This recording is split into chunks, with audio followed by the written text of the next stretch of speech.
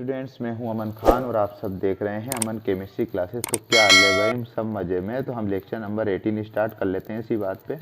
Lecture number 18 पे चलने से पहले अपनी रीति रिवाजों को तो तोड़ नहीं सकते भाई। लेक्चर नंबर 17 में क्या पढ़ के आए थे हम? हल्के हाथों से पेन निकाल लो भाई। लेक्चर नंबर 17 में देख के आए थे क्वेश्चन, गैसीय अवस्था में किसी अभिक्रिया के पूर्ण ऊष्मा परिवर्तन को ज्ञात करने का फॉर्मूला क्या था? डेल्टा एच बराबर अभिकारकों के उपस्थित बंधों को तोड़ने में आवश्यक ऊर्जा। क्या बोला? अभिकारक में जो उपस्थित अणु होते थे उसमें पुराने बंधों को तोड़ने के लिए आवश्यक ऊर्जा माइनस उत्पाद के अणुओं के बंध निर्माण में उत्सर्जित ऊर्जा, ये फॉर्मूला होता था। मानक अवस्थाएं क्या थी? टेम्परेचर 25 डिग्री सेंटीग्रेड या केल्विन के अंदर 298 केल्विन होना चाहिए। प्रेशर 1 atm होना चाहिए। कंसंट्रेशन बोले तो सांद्रता 1 मोलर होनी चाहिए। द्रव्य कैसा होना चाहिए? शुद्ध अवस्था में होना चाहिए।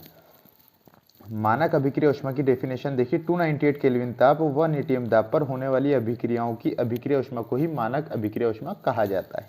उसके बाद हमने बड़ी इंपॉर्टेंट चीज पढ़ी थी सर, वो ज्ञान के लेवल में बड़ी कंपटीशन एग्जाम में भाई आपको देखने के लिए मिलेगी। क्या था वो? स्थिर दाब व स्थिर आयतन पर अभिक्रिया ऊष्मा। तो हमने उसको स्टार्ट करा। सबसे पहले हमने लिखा था डेल्टा एच बराबर delta E plus P dot delta we. इससे ये क्या होता था ये हम जानते थे सर। कोई दिक्कत है क्या? यहाँ तक नहीं होनी चाहिए, ठीक है सर। उसके बाद हमने एक रिएक्शन और लिखी थी जिसे बोलते थे आदर्श गैस समीकरण, जो होती थी आपकी पीवी बराबर एनआरटी। ये इसको आप रट लेना। आदर्श गैस समीकरण कोई बोले क्या होती है तो आप बोल सको पीवी बराबर small N R T. PV बराबर एन आर टी क्या होती है? आदर्श गैस समीकरण होती है। फिर हमने इस पर एक कंडीशन लागू करी थी, प्रेशर बिल्कुल कांस्टेंट होगा, टेम्परेचर बिल्कुल कांस्टेंट होगा। ये दोनों चीजें प्रेशर और टेम्परेचर क्या होगी सर? कांस्टेंट होगी। तो प्रेशर कांस्टेंट था तो प्रेशर चेंज नहीं हुआ, वॉल्यूम में चेंज आया डेल्टा वी बराबर मोल्स। टेम्परेचर कांस्टेंट है तो मोल्स में चेंज आएगा डेल्टा एन। मोल्स किसके? गैसियस मोल्स होंगे। आर तो पहले से ही एक गैस नियतांक है, तो नियतांक है तो चेंज होता नहीं है, तो आर ऐसा का ऐसा। और टेम्परेचर भी कांस्टेंट है, टी ऐसा का ऐसा। फिर हमने ये वाली वैल्यू कहाँ पर रख दी? इस पी डॉट डेल्टा वी की जगह रख दी। तो हमें नई रिएक्शन मिली थी, नई इक्वेशन मिली थी, delta H equals to delta E plus P dot delta V की जगह हमने क्या रख दिया? ये पूरा पद रख दिया, तो delta N G into R T ये अपन को मिल गया। उसके बाद अपन ने नंबर चेंज ऑफ मोल्स निकाले थे। चेंज ऑफ मोल्स से डिफरेंस ऑफ मोल्स क्या थे? Moles of product minus moles of reactant. कोई दिक्कत है क्या बच्चा पार्टी? ठीक सर, हमने ये पूरा देख लिया। उसके बाद हमने कुछ एक लाइनें लिखी थी इसके लिए, यदि Np बराबर Nr होंगे तो डेल्टा N की जो वैल्यू होगी वो क्या होती है सर? 0/सन्नाटा होती है। अर्थात जिन अभिक्रियाओं का आयतन में कोई परिवर्तन नहीं होता है, उसके मतलब उसमें क्या है? स्थिर ताप व स्थिर आयतन पर, क्या बोला? स्थिर दाब व स्थिर आयतन पर अभिक्रिया ऊष्मा का मान क्या है सर? इक्वल है। आयतन में जब परिवर्तन नहीं हो रहा है तो समझ जाना उसमें प्रेशर भी क्या है? प्रेशर और क्या? आयतन में अभिक्रिया जो ऊष्मा होगी, टेम्परेचर होगा, उसका मान भी क्या है? समान है। अगर आप टेम्परेचर ही नहीं बढ़ा रहे तो पानी उबलेगा नहीं, और पानी उबलेगा नहीं तो उसके वॉल्यूम में कोई चेंज आएगा नहीं, ठीक सर। अर्थात ऐसी अभिक्रियाओं के लिए डेल्टा एच बराबर डेल्टा ई हो जाता है। ये हमने कल का लेक्चर पूरा रिवाइज कर लिया। हल्के हाथों से तो नहीं, हल्के मुंह से बोल दो भाई, ठीक है। लेक्चर नंबर 18 पे चलते हैं। अच्छी अच्छी हेडिंग लिखना भाई, इंपॉर्टेंट है। न्यू हेडिंग आ रही है अपने पास, हेज का नियम। क्या है सर? हेज का नियम, ठीक है सर। नई हेडिंग है अपने लिए लेक्चर नंबर 18 के अंदर। तो हम सबसे पहले नियम को लिखेंगे, ठीक है, फिर हम उसके बाद एक साथ समझा देंगे। लिखिए भाई, इसके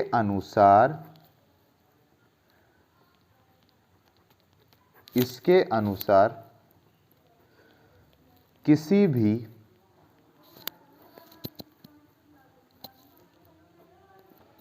रासायनिक अभिक्रिया में कुल ऊष्मा परिवर्तन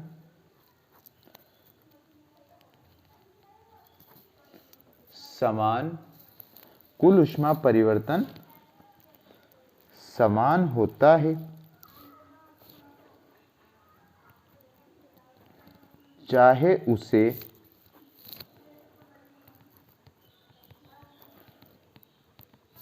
किसी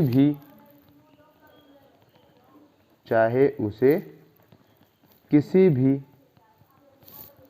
परिस्थिति में संपन्न कराया जाए। अर्थात इसको आप दूसरे शब्दों में बोलें तो अभिक्रिया ऊष्मा डेल्टा H का मान तंत्र की प्रारंभिक एवं अंतिम स्थिति पर निर्भर करता है,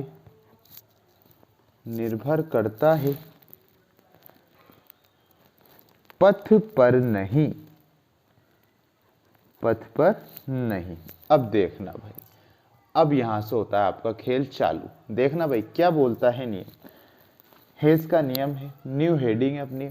इसके अनुसार, इस नियम के अनुसार किसी भी रासायनिक अभिक्रिया में कुल ऊष्मा परिवर्तन समान होता है। मतलब एक पूरी रिएक्शन हो रही है, उसके दौरान उसके संपन्न होने पर जो ऊष्मा परिवर्तन होगा वो क्या होगा, एक समान होगा, डिफरेंस नहीं आएगा। एक रिएक्शन है, अगर उसमें ऊष्मा परिवर्तन मान लो 23 किलो जूल है तो उसकी पूरी ऊष्मा का परिवर्तन टोटल ही 23 होगा। ऐसा नहीं कि अलग अलग टुकड़ों में हो रहा है, क्रियाकारक का इतना जूल हो रहा है, प्रोडक्ट का इतना जूल हो रहा है, ऐसा नहीं।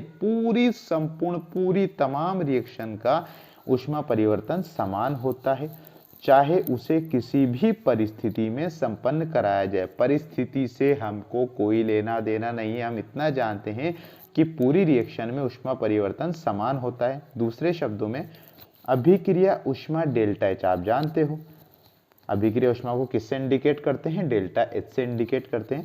डेल्टा H का मान तंत्र की प्रारंभिक एवं अंतिम स्थिति पर निर्भर करता है। जो डेल्टा H होती है ना अभिक्रिया ऊष्मा, वो स्थिति पर निर्भर करेगा। केवल किस पर, केवल और केवल स्थिति पर निर्भर करता है, पथ पर नहीं करता है। ठीक है सर, पथ पर नहीं करता है, कोई दिक्कत नहीं होना चाहिए ये वाली बात। ठीक है, पथ पर नहीं करता है। सर ये पथ पर नहीं है, स्थिति पर है, कैसे पता लगाएंगे आप, किस तरीके से आप इसको प्रूफ करोगे? तो बेटा शांति बनाए रखिए और देखते रहिए आगे। ठीक है, मान लो रिएक्टेंट है, प्रोडक्ट, इसको क्या बोलते हो आप, क्रियाकारक है आपके पास। आर को आप बोलते हो ना, रिएक्टेंट जो होता है क्रियाकारक होता है। पी जो होता है आपके पास क्या होता है सर, उत्पाद होता है, मतलब प्रोडक्ट होता है। ठीक है सर, आप जानते हो, ये एक रिएक्शन भी लिख दूं, A+B जो आपको गिवन बाय C+D दे रही है। जो लेफ्ट हैंड साइड पे होते हैं वो रिएक्टेंट होते हैं, जो राइट हैंड साइड पे होते हैं वो आपके पास प्रोडक्ट होते हैं। ठीक है, इस रिएक्शन से, इस रिएक्टेंट से इस प्रोडक्ट की ओर जाने पर, मतलब इस रिएक्टेंट से इस प्रोडक्ट की ओर, मतलब क्रियाकारक से उत्पाद बनने के लिए एक रास्ता ऊपर वाला है, एक रास्ता ऊपर वाला है, जो क्या है आपकी अभिक्रिया ऊष्मा। ठीक है सर, रिएक्टेंट से प्रोडक्ट जाने, यही बोला ना, किसी भी रासायनिक अभिक्रिया में कुल ऊष्मा परिवर्तन समान होता है। तो कुल ऊष्मा क्या है, रिएक्टेंट से प्रोडक्ट की ओर, डेल्टा H हमने मान ली। ठीक है, पहला रास्ता है, इसे हमने ले लिया प्रक्रम फर्स्ट। ये पहले रास्ते को आपने क्या लिख लिया, जो ऊष्मा परिवर्तन है, जो अभिक्रिया की ऊष्मा है डेल्टा H, उसका प्रक्रम फर्स्ट है पहला रास्ता। और दूसरा रास्ता है टुकड़ों में, A पॉइंट, B पॉइंट, फिर ये फिर चेंज होगा। देखो पहला रास्ता तो एक पद में संपन्न हो रहा है, और दूसरा रास्ता, दूसरा पथ जो है कितने में, डेल्टा H1 अभिक्रिया ऊष्मा नहीं होगी, डेल्टा H2 होगी और डेल्टा H3 होगी। देखो एक रास्ते में एक प्रक्रम है, पहले पूरा लिख लेते हैं, ये आपका क्या हो गया, प्रक्रम सेकंड हो गया सर। अब समझना इस वाले डायग्राम को, देखिए सर, जब आप क्रिया कारक को उत्पाद में चेंज करते हो तो हमने मान लिया पहला अभिक्रिया ऊष्मा क्या है, डेल्टा H है टोटल वाली, ठीक है, टोटल डेल्टा H है। प्रक्रम फर्स्ट में क्या है, कुछ टुकड़े नहीं है, पूरी फाइनल एक ही पद में हो गई रिएक्शन। और दूसरी रिएक्शन, दूसरा रास्ता मान लो, इसको करने का एक तरीका ये है, और इसको रिएक्टेंट से प्रोडक्ट में चेंज करने के लिए दूसरा तरीका, दूसरा रास्ता ये है, जिसमें क्या है, आ रहे तीन रास्ते आ रहे हैं, तीन पद आ रहे हैं, तीन पद आ रहे हैं बोले तो पहला पद डेल्टा H1 है, दूसरा पद डेल्टा H2 है, तीसरा पद डेल्टा H3 है। तो तीनों पद हैं, इसको आपने प्रक्रम सेकंड बोल दिया। फिर हम इस वाली लाइन पर जाएं तो अभिक्रिया ऊष्मा डेल्टा H का मान तंत्र की प्रारंभिक एवं अंतिम स्थिति पर निर्भर करता है। जो तंत्र, जो अभिक्रिया की ऊष्मा है ना डेल्टा H, ये प्रारंभिक और अंतिम स्थिति, मतलब इसे इन पथ से कोई, इन प्रकर्मों से कोई लेना देना नहीं है।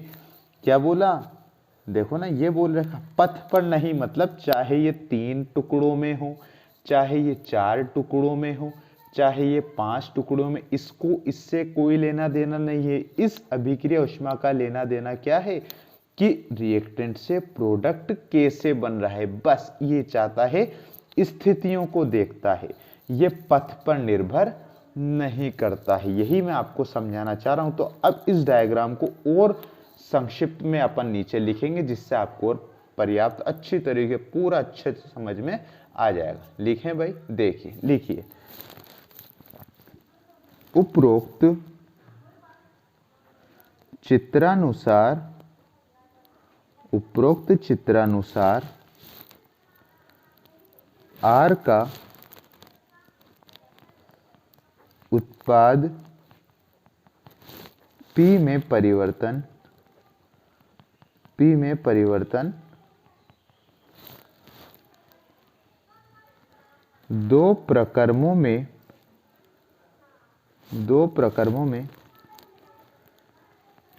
संपन्न हो रहा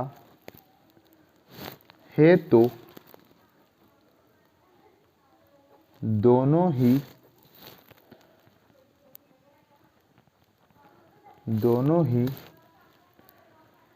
प्रकर्मों में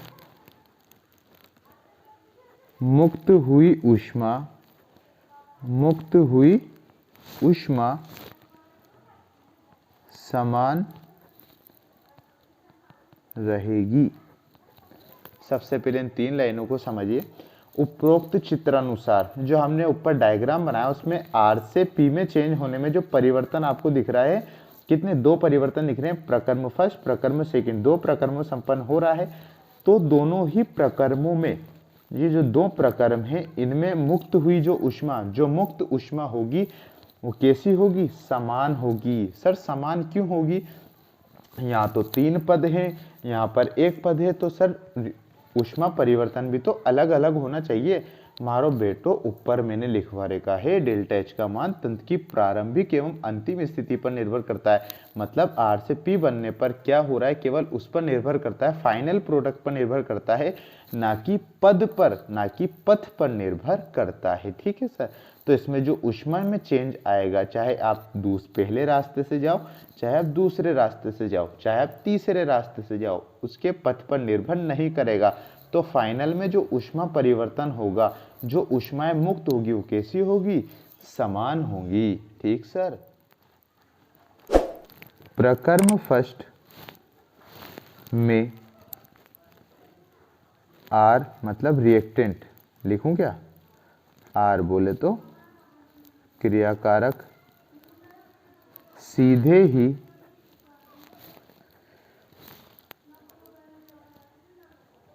P में परिवर्तित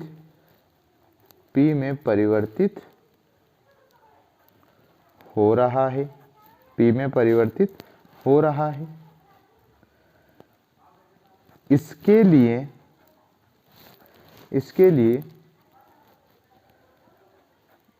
अभिक्रिया ऊष्मा का मान डेल्टा H होता है, जबकि प्रक्रम सेकंड में R का P में परिवर्तन कितने पदों में? 3 पदों में संपन्न हो रहा है। इनके लिए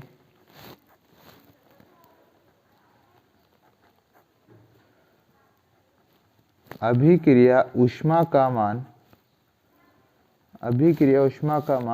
क्या क्या था?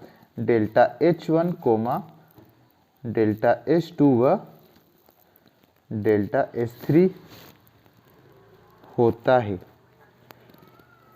कुछ नहीं करा हमने, केवल जो डायग्राम था उसके लिए शब्दों में लिखा है। आप जानते हो जब रिएक्टेंट से प्रोडक्ट जा रहा था तो था डेल्टा H, जो था आपका प्रकरण नंबर 1, और इधर थे A, B और C, जो था आपका डेल्टा H1, डेल्टा H2 और डेल्टा H3, जो कि आपका था सेकंड। तो मैंने क्या लिखा? प्रक्रम फर्स्ट में R क्रियाकारक सीधे ही प्रोडक्ट में परिवर्तित हो रहा है।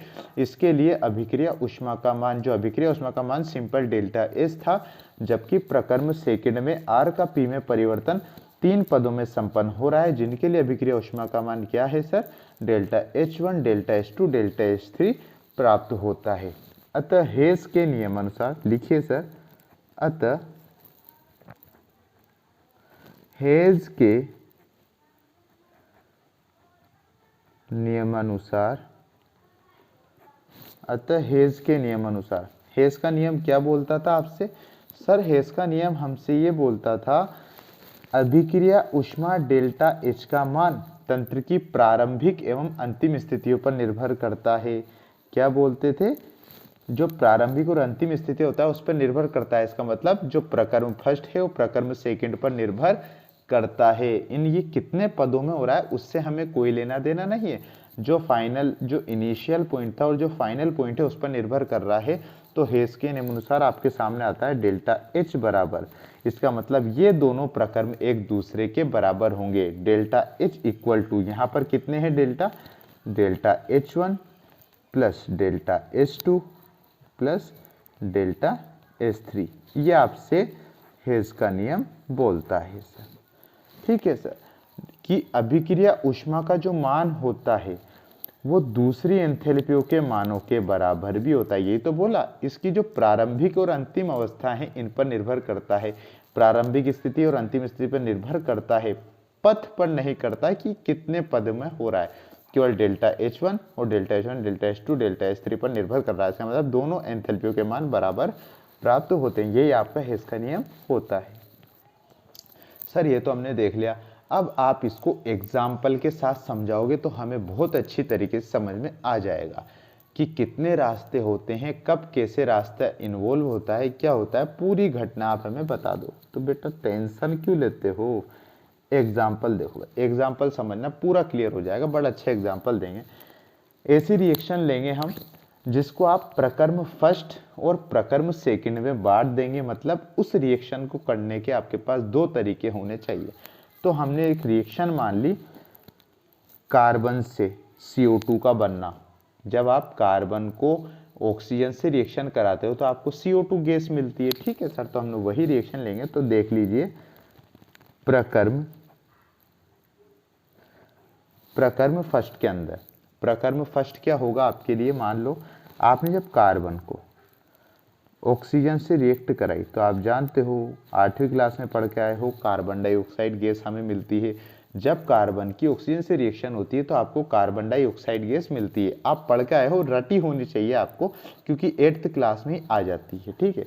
इसके लिए जो अभिक्रिया ऊष्मा होती है, जो अभिक्रिया ऊष्मा होती है ना, इसके लिए वो होती है 392 किलो जूल होती है, ठीक सर। ये आप पढ़ के नहीं आते, ये आपकी 11th में ही है सर, ठीक है। बस आपको डायरेक्ट सर आई कहाँ से बेटा, आई कहाँ से, उससे कोई मतलब नहीं है। वैज्ञानिकों के पास ना तो मैं था और वैज्ञानिकों के पास ना तो आप थे। उन्होंने जब टेस्ट किए होंगे तब उनको ऐसा लगा होगा कि जब भी कार्बन और ऑक्सीजन की रिएक्शन कराते हैं तो कार्बन डाइऑक्साइड बनती है और साथ में ऊष्मा बाहर निकलती है। जो ऊष्मा फुर्र तरीके से बाहर निकलती है उसकी वैल्यू उन्होंने नापी, उसकी वैल्यू उन्होंने मेजर करी -392 किलो जूल, ठीक है सर। ये प्रकर्म फर्स्ट हो गया जो रिएक्शन पूर्ण हो जाती है। प्रकर्म फर्स्ट आपने देखा था, प्रकर्म फर्स्ट के अंदर क्या होता था, एक ही पद में पूर्ण हो रही थी, मतलब रिएक्टेंट टू प्रोडक्ट जाने का एक ही रास्ता था सर, ठीक है। इसमें ना कोई टुकड़े थे ना कोई पद था, डेल्टा एच, ठीक है। फाइनल क्या थी इसमें, डेल्टा एच 392 किलो जूल थी। अब इसको ही रिएक्शन को बनाने के प्रकर्म सेकंड पे चलते हैं। देखिए सर, प्रकर्म सेकंड के अंदर, प्रकर्म सेकंड क्या बोलता है, इसको आप दो टुकड़ों में भी कर सकते हो। हमने देखा ना प्रकर्म सेकंड में दो या दो से अधिक टुकड़े देखे होंगे आप, तो देखो कार्बन, ये पहला पत्ता हो गया, एक तरीके से तो पूरी रिएक्शन ही कहलाई, ठीक है। इसको, इस रिएक्शन को पूरी करने के दूसरा तरीका प्रकर्म सेकंड है, जिसको आप टुकड़ों में कर सकते हो। पहला तो जब आप कार्बन को हाफ O2 से रिएक्टेंट कराओ, जब आपने कार्बन की, पहले तो पूरे ऑक्सीजन अणु से आपने रिएक्शन करा दी। देखो इसके आगे कुछ नहीं है तो इसके आगे क्या था सर, 1 था, मतलब इसमें जो ऑक्सीजन का पूरा अणु मौजूद है, पूरा अणु मौजूद है, मतलब एक अणु पूरा ऑक्सीजन का मौजूद है। अब इसमें देखिए हमने क्या करा, पहले हमने इसको तोड़ के करना है, इसको प्रकर्म सेकंड में तो क्या है सर, पद टूटे हुए हैं, टुकड़ों में रिएक्शन होगी, तो टुकड़ों में रिएक्शन होगी तो अब हमने क्या करा, कार्बन के जब ऑक्सीजन से क्रिया कराई तो ऑक्सीजन का कितना अणु, हाफ मोल, मतलब आधा मोल यूज करा। यहाँ पर 1 मोल यूज था तो हमने यहाँ पर क्या करा, आधा मोल यूज करा। तो जब आप कार्बन को हाफ O2 से रिएक्टेड कराते हो तो क्या बनता है, CO। CO बोले तो कार्बन मोनोऑक्साइड। यहाँ तो कार्बन डाइऑक्साइड सब जानते हैं, इसका नाम नहीं जानते तो मैं बहुत बार लिखवा के आ चुका हूँ, लिख लेना भाई, कार्बन मोनो ऑक्साइड नाम होता है इसका, ठीक सर। CO का नाम क्या होता है, कार्बन मोनोऑक्साइड, ठीक सर। सर ये कैसा आया कार्बन मोनोऑक्साइड, तो बेटा हमने यहाँ पर हाफ लिया है ना, तो ये 2 से हल्के आंसू से O का 2 क्रॉस हो जाता है तो क्या बच जाता है, CO, कार्बन मोनोऑक्साइड आपके यहाँ पर बन जाता है। ये प्रकर्म सेकंड का पद फर्स्ट मान लो, हमें तो CO2 बनाना है, ठीक है सर। अब हमने जब इसको ऑक्सीजन को आधा कर लिया तो अब कार्बन मोनोऑक्साइड, अब इस कार्बन मोनोऑक्साइड में हम क्या करेंगे, जो आधी ऑक्सीजन का मोल था वो आधा ऑक्सीजन उसमें जोड़ देंगे। तो देखिए सर, पद फर्स्ट था, पद सेकंड में आ जाओ, जो कार्बन मोनोऑक्साइड आपने बनाया, ठीक है सर, हमने यहाँ पर पूरा ऑक्सीजन जोड़ा था, सेकंड प्रकरण में हमने आधे आधे करके जोड़ेंगे। तो पहले कार्बन में आधा ऑक्सीजन जोड़ा तो कार्बन मोनोऑक्साइड बना। अब इस कार्बन मोनोऑक्साइड जो बना इसमें आधा ऑक्सीजन और एड ऑन कर दो, तो हाफ O2 का मोल और यूज कर लिया हमने। क्या होगा, अब क्या होगा देखो ना सर, ये 2 से 2 तो कैंसिल आउट हो गया, तो C और एक ऑक्सीजन जी, एक ऑक्सीजन जी, अब आपके पास बन जाता है पूरा CO2, ठीक है सर, जिसे आप बोलते हो कार्बन डाइऑक्साइड। इसके लिए अपन ने डेल्टा H तो लिखा ही नहीं सर, तो लिख लो ना सर, डेल्टा H बराबर, डेल्टा H लिखेंगे, डेल्टा H1 लिखेंगे। सर ये तो डेल्टा H लिखा है तो यहाँ भी डेल्टा चाहिए बेटा, ये तो एक पद में हो रही है तो इसके लिए तो 1 2 3 तो कर नहीं सकते, लेकिन ये 2 पद में हो रही है तो इसको आप लिखोगे डेल्टा H1। कितना आता है, -110.5 किलो जूल, ठीक है सर। ध्यान रखना जब कार्बन से ऑक्सीजन से कार्बन मोनोऑक्साइड जब बनता है तो -110.5 किलो जूल होता है। जब फाइनल CO2 बन जाता है मतलब अब आएगा डेल्टा H2 आएगा, तो क्या होता है -281.5 किलो जूल प्राप्त होता है, ठीक है सर। हमने देख लिया प्रकर्म फर्स्ट में एक ही पद में संपन्न हुई तो इतनी वैल्यू आई, ऐसे हुई। और प्रकर्म सेकंड में हमने 2 पद में संपन्न कराई तो पहले हमने आधा ऑक्सीजन लिया तो कार्बन मोनोऑक्साइड बना। फिर हमने कार्बन मोनोऑक्साइड में जो आधा मोल बचा हुआ था ऑक्सीजन का, वो आधा मोल ऑक्सीजन का यूज करा तो कार्बन डाइऑक्साइड फाइनल बन गई। अब हमसे जो होता है वो क्या होता है, हमें ये वाली फाइनल वैल्यू लानी है। आप जानते हो ना हेस का नियम यही तो बोलता है, जो ऊष्मा अभिक्रिया ऊष्मा जो होती है वो पद पर निर्भर नहीं करती, इसकी स्थितियों पर निर्भर करती है। अब इसकी स्थितियों से आप क्या पता लगा सकते हो, ऐसा करते हैं हम दोनों को एड ऑन कर देते हैं। Delta H1 plus delta H2, दोनों की स्थितियों से हमें पता लगाना है कि क्या हो रहा है।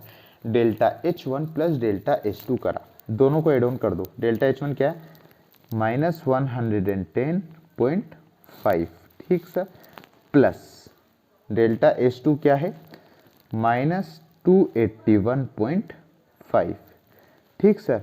Delta H1 plus delta H2, ठीक सर। यहाँ पर माइनस, ये देखो ये तो माइनस ऐसा का ऐसा रहेगा, प्लस माइनस क्या हो जाएगा माइनस, ये देखो -110.5 प्लस माइनस क्या होता है आप जानते हो, माइनस होता है क्या हो जाएगा 281.5, ठीक है सर।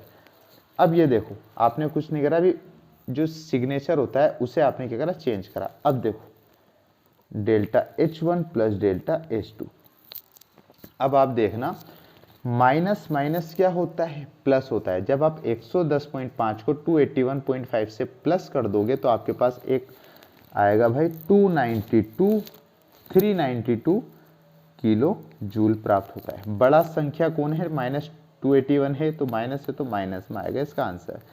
ये आपके पास आ जाता है इनकी दोनों स्थितियों से, क्या आ गया -392। सर ये तो वही आ गया जो फाइनल प्रकर्म फर्स्ट में आ रहा था। तो बेटा हेस का नियम यही तो बोलता है, जो प्रकर्म फर्स्ट है अभिक्रिया ऊष्मा है वो दोनों की स्थितियों पर निर्भर करती है। वो कितने पद में हो रही है, कितने रास्तों में संपन्न हो रही है, उससे उसका कोई लेना देना नहीं है। उसका लेना देना है तो केवल और केवल डेल्टा H का मान जितने भी पद हैं, जितनी भी उनकी स्थितियां हैं उस पर निर्भर करना। इसका मतलब हेस का नियम बिल्कुल सही कहता है कि दोनों स्थितियों से हमें पता लग गया, दोनों स्थितियों को एड ऑन करा तो -392 किलो जूल आ जाता है, जो कि इसकी पूर्ण ऊष्मा से भी मेल खाता है। तो हम लिख सकते हैं अतः डेल्टा H बराबर delta H1 plus delta H2। और तो यही हेज का नियम है। कोई दिक्कत बच्चा पार्टी नहीं है ना, बहुत अच्छी बात है। हमने एग्जाम्पल भी देख लिया, जो कार्बन को कार्बन डाइऑक्साइड में चेंज करना होता है। कार्बन को अपने पहले तो प्रकरण फर्स्ट में तो क्या करा, पूरे ऑक्सीजन के मोल से रिएक्शन कराए, कार्बन डाइऑक्साइड मिल गई, एक ही प्रकरण में हो गया।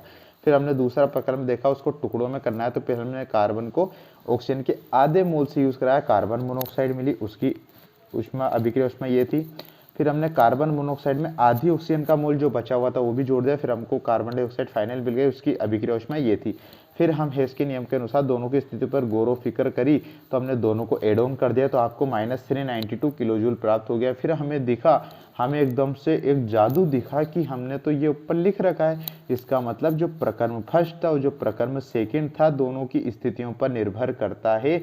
प्रारंभिक क्या थी, अंतिम क्या थी, तो स्थिति किस तरीके से निर्भर हुई, जो डेल्टा H का मान था वो किसके बराबर है, delta H1 plus delta H2 के बराबर है। इसका मतलब यही आपका इसका नियम कहता है कि इनकी स्थितियां क्या होती हैं, इनके पथ क्या होते हैं उससे हमें कोई मतलब नहीं, इनकी स्थितियां क्या होती है उससे मतलब होता है। ठीक है सर, तो ये अपना आज का लेक्चर हो गया जिसमें हमने हेस के नियम को पूरा संक्षिप्त रूप में पढ़ा है सर। आई होप कि आपको वीडियो अच्छी लगी हो। अगर वीडियो अच्छी लगी हो तो लाइक करें, शेयर करें, कुछ प्रॉब्लम आती है तो कमेंट कर दिया करो भाई। ठीक है, चैनल को सब्सक्राइब कर देना, बेल आइकन को प्रेस कर देना, जिससे हमारा आने वाली वीडियो की नोटिफिकेशन आप तक आसानी से आ सके।